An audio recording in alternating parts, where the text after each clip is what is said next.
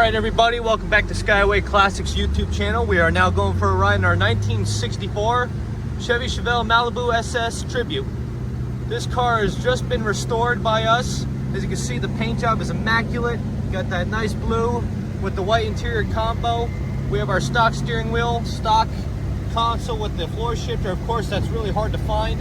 Some of the minor upgrades that we've added to this vehicle include the digital dash, vintage AC, retro sound radio, brand new rally rims, 15-inch, good brakes.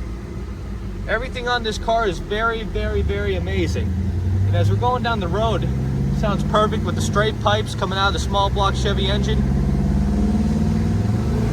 Of course, this was the first year for the Chevelle, which is probably the best year. It does come with the convertible. As you can see, we have the top down, have the wind blowing, my hair going back. Manual top, but rides really nice. Very new, very clean. Sure to definitely win some trophies in the show. Anyway, we're gonna get her turned around. Stay tuned to see the underneath. I'm sure you'll be very amazed.